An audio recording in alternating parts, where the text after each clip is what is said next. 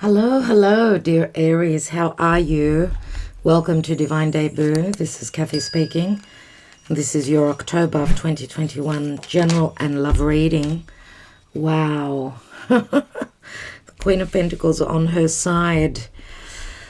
Okay, Queen of Pentacles, Virgo, Capricorn, Taurus, very motherly, very abundant. She was on her side though. So what that says to me is that something is going on with your finances, anything relating to motherhood issues or nurturing, providing, stability, being provided stability, needing financial help, or looking for someone who can help you financially. Motherhood issues are on the way up. And when I say on the way up, I mean have got the possibility to come through. Dear Aries, you could be dealing with another earth sign. And this could be speaking to your finances. You're working very hard towards having stability. That could also be someone who's in a position financially very strong in your life. Let's see what's going on. I will be extending this reading through the links beneath the video. So October of 2021, Aries, Sun, Moon, Rising, Venus, Mars, and North Node.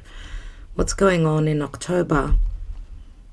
As retrogrades will start to shift, we are dealing with a lot of past matters. So many planets being in retrograde motion. Says that we're dealing with old things, old matters, things coming back from the past, and it's concerning, very importantly, legalities and relationships. So what's going on for Aries? Eight of Cups. At the foundation is the Fool. Recent past, Seven of Pentacles. Crowning you is the Six of Pentacles.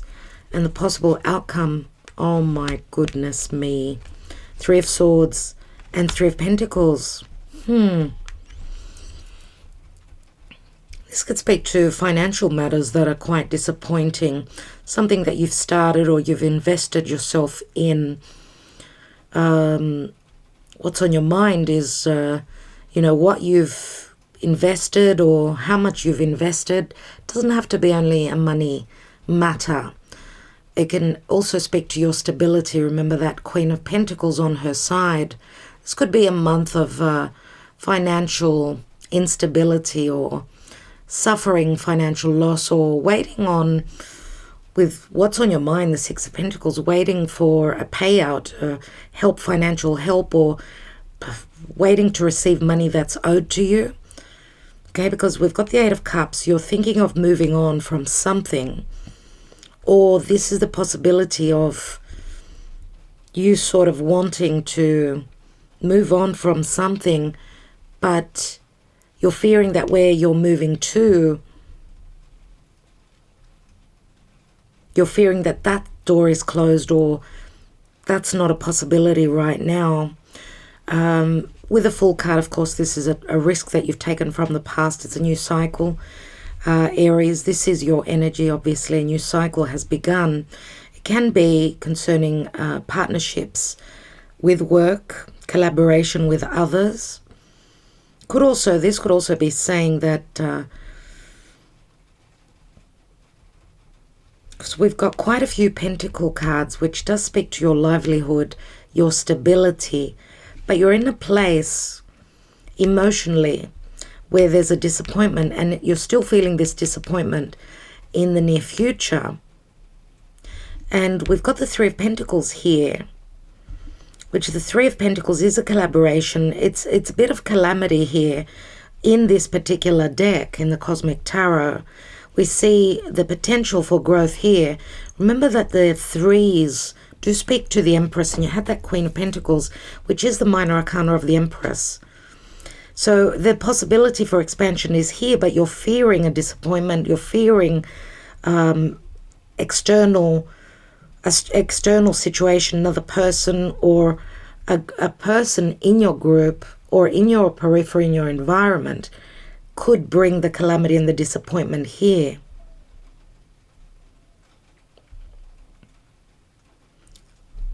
3, 3. Seven of Pentacles shows where you've invested. It looks like you're in conflict concerning your investments and you have been stuck. And what's on your mind is you're waiting for that payout. You're waiting for the fairness, for, you know, Dharma, for karma to give you what you deserve, what you've worked towards. You're waiting on the generosity from spirit, whether it's a person, because usually in the Six of Pentacles, it's someone that is in a financial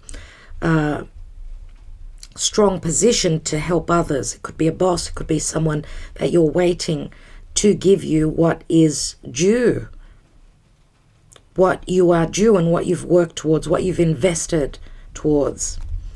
We've got the Death card.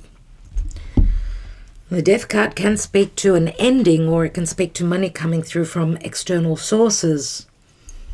Now the Death card, because Venus is moving through Scorpio in the first part of October, she will be, what am I saying? Yes, she is in Scorpio. She will be moving out of Scorpio at some point, and she'll be moving into Sagittarius, where the energies will change. There'll be more optimism with whatever you think you've lost, or whatever is transforming for you. And as the sun is moving through your 7th house, dear Aries, there's a lot going on for relationships. Mars, your ruling planet, is also there. So it's as though you're in opposition. You have a sense of weakness because your ruling planet is in opposition to you, which gives the power to the other person, right? The other person, the person you're relating to. But that could be very frustrating for you. You're wanting to move forward, but things have got to harmonize before, and harmony means 2, not 3. So I don't know what that 2 and what that 3 means. 3 can speak to a love triangle. Too many people in the situation.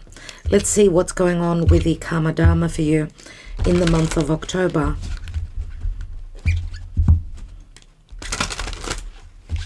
For Aries, please, Spirit, what's going on? Aries in the month of October. Aries.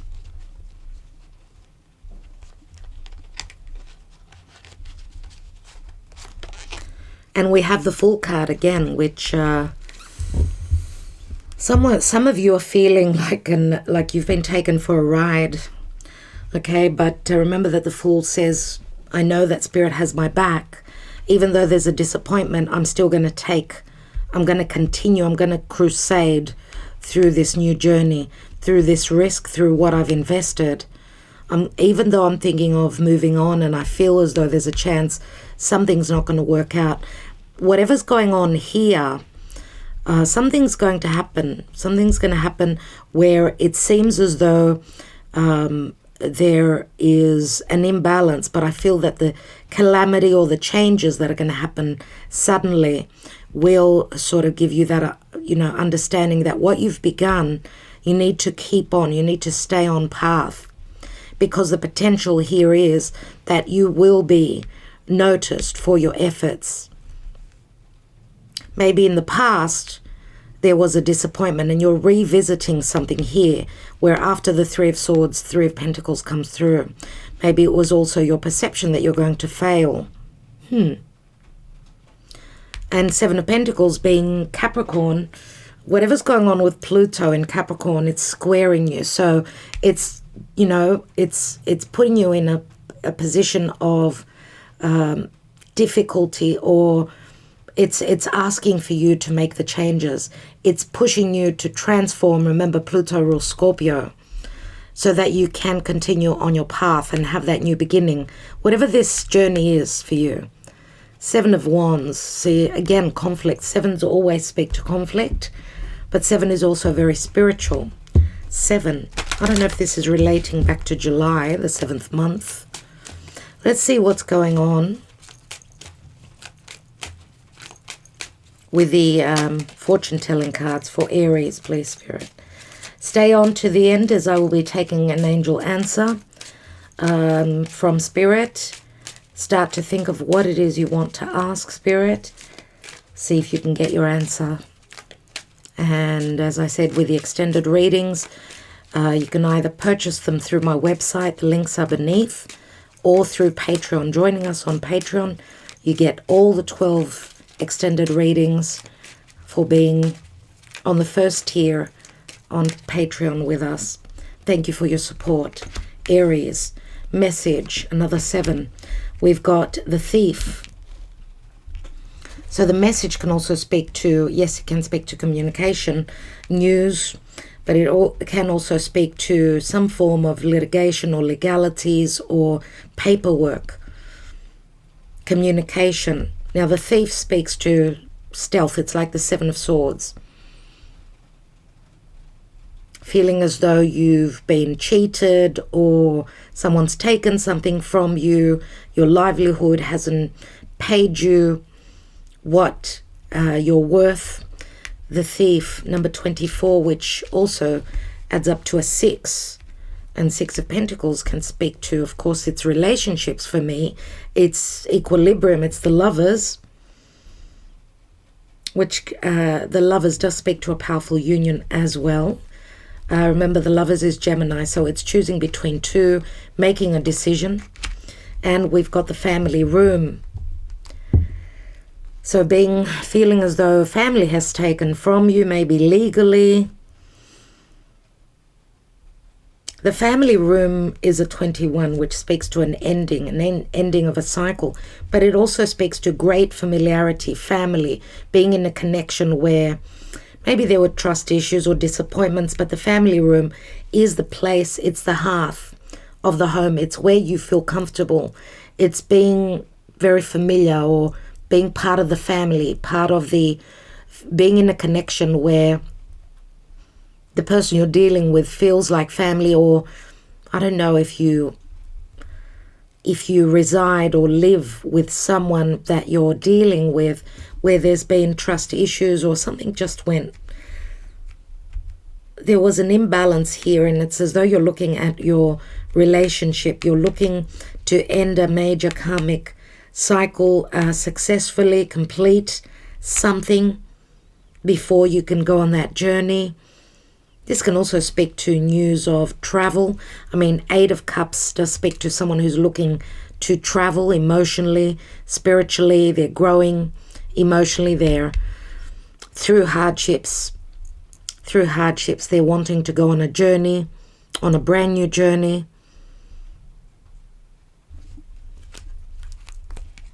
And we've got the mature woman. Hello, Agape. Hello, Agape. The mature woman is very similar to the Empress. Hello, sweet pea. Hi, darling. So I will be taking another layer. Let's take some more cards. So let's put the card of the Death card down. And let's see what's going on. Why do we have the 8 of Cups in the now? What disappointment is Aries going through? What has Aries invested in and feels as though it's not going to play out, work out? Wow. 2 cards have just opened up. We've got the 5 of Swords, so there is conflict. 2 of Swords is also a dilemma. Someone's in a dilemma about a decision, and it can speak to stealth and secrecy because we've got 7 swords here. So someone's feeling cheated, that someone did not trust them. Okay. And we know that the 5 of Swords usually shows a third person in the picture. Someone's needing to make a choice. They've matured. Mature woman, very motherly. She's a 6 as well. And 6 does speak to 6. The 6th house is the house of Virgo. It's the house of service, work. But the mature woman can also be a mother. Let's look at the Fool card. Remember we had the Queen of Pentacles. as I was shuffling. Let's look at this Fool card in the distant past. And we've got the Ace of Wands. So this is something that you're creating, or something that is desired. A sexual connection, desiring to connect to someone, taking a risk. I don't know if this is a secret. If you're holding your desires back and not communicating them, you are conflicted. You're ready to move on and you're thinking, will I be open and clear? Can I take this risk? This is because the Death card does speak to endings, ending a situation, obviously, the transformation, the transmutation of something. Let's look at the Seven of Pentacles, because that could speak to a 7-year period. And we've got the Ten of Wands. So waiting, being stuck, that could be ending in the month of October. We've got the Ace of Wands, Ten of Wands, so you've finished a cycle. We've got Saturn in the background here. Saturn does speak to timing, limitations, karma.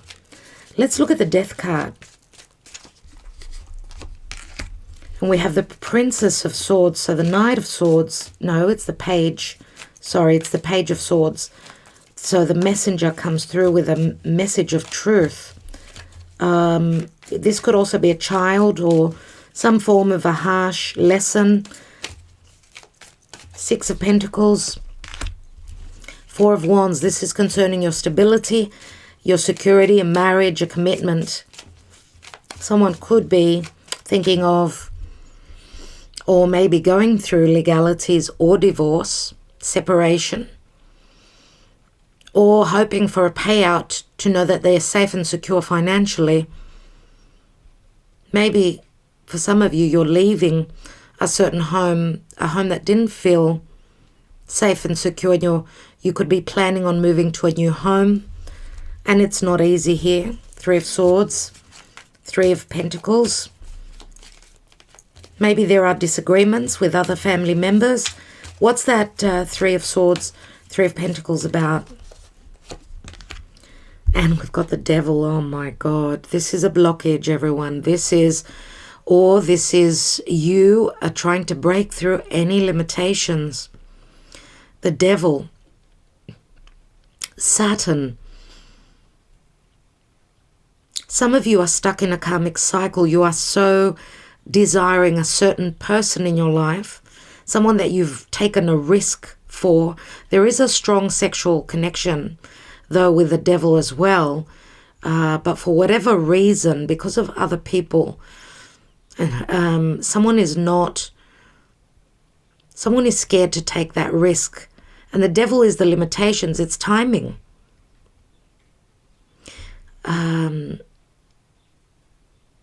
This is toxic.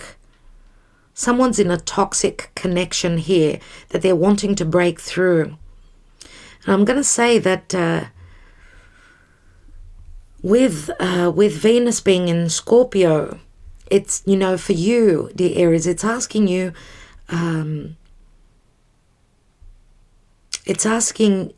you concerning matters of money coming through from other sources, or from anything to do with depth and connection, sexuality. It's really pushing you. You're going through a karmic phase right now. It really is pushing you to make the changes, either to put an end to something that you've matured, waiting on something that's, the blockage is still there. Spirit is forcing you, and it's saying, take a risk, whatever that risk is for you. This is, for me, this is Pluto in Capricorn, because you've got the Death card and the Devil. Here's Saturn. Pluto and Saturn. Pluto in Capricorn, right? What's at the bottom of the deck? And we've got the Wheel of Fortune. So this is Jupiter, and Jupiter is all about expansion, fate, timing, endings. This could also say that as Venus will ingress into Sagittarius, it will be a more benevolent time where there'll be more generosity. And this is saying take a leap of faith. This is the card of faith, everyone. And it's the card of divine timing. Interesting that we've got Scorpio, Capricorn, Sagittarius. So this is changes in what you're trying to manifest, what you're trying to move towards. What are your goals and your aspirations? Changes and legalities, fairness and justice. That's interesting. Very interesting, dear Aries. Let's take an angel answer and see. We do have great changes. The Wheel of Fortune is a 10. 10 breaks down to an ace. The ace is the Magician, which is also Mercury retrograding.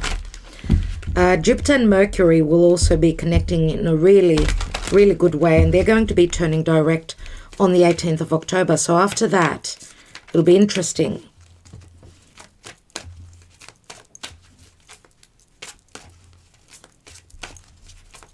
The energies will be shifting, I believe, after the 20th of October.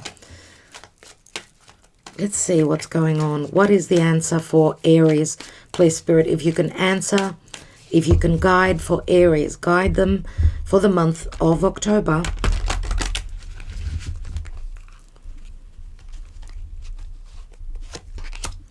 And we have wait, you see. Wait. Let's read. That's what the devil is telling you. It's telling you to wait. Wait until when? Wait until the planets turn direct, dear Spirit. Your situation is going to require a little patience. Your angels are not saying no, but they are saying not yet. Sometimes heaven needs a little extra time to make all the pieces fall perfectly into place. What you're asking for may have an effect on the lives of others. When that occurs, it can take additional preparation to make sure that everyone's needs are seen too. Be patient so that all who are involved can have the experience they're meant to have.